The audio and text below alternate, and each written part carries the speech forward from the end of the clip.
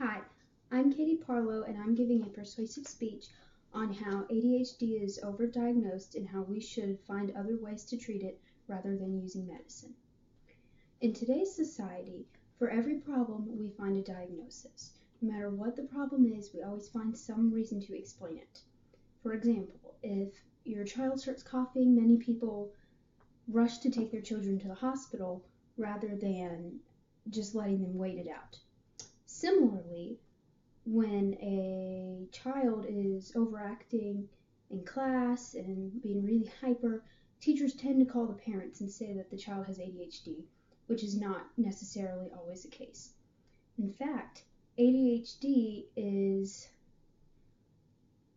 there's no specific way to diagnose ADHD except there is a series of questions to ask, which is very subjective. Things like blood tests are very objective and can definitively say you have disease such as diabetes, but most mental health disorders are very subjective, and it seems as if that ADHD has been overly prescribed to many children.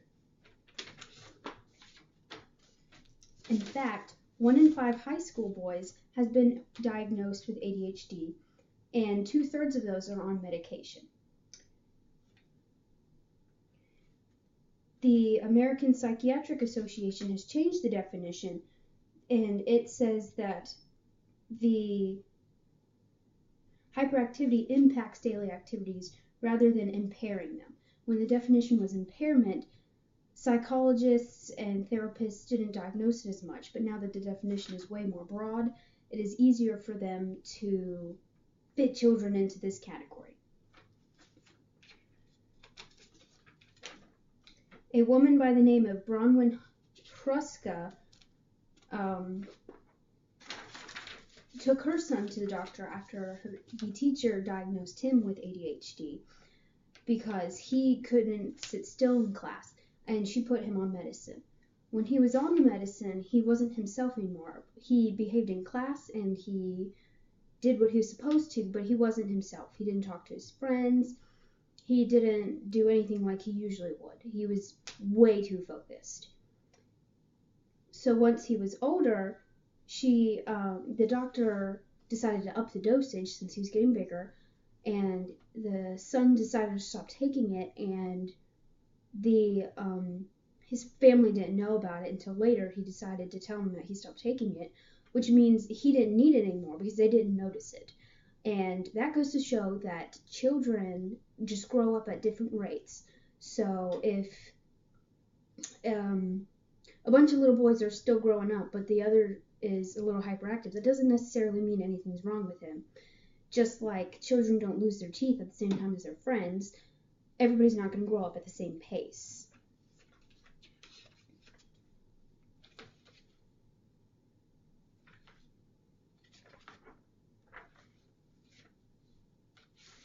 Typically, when people are diagnosed with ADHD, a prescription follows.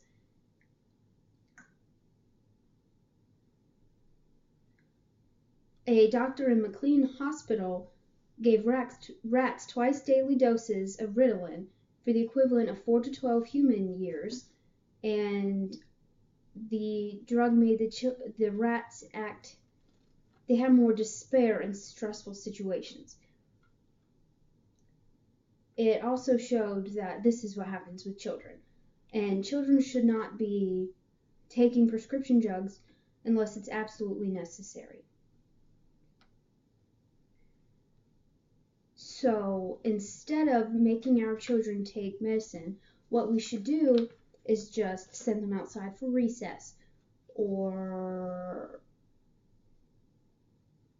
find other ways to help them get that anxiety out rather than popping pills.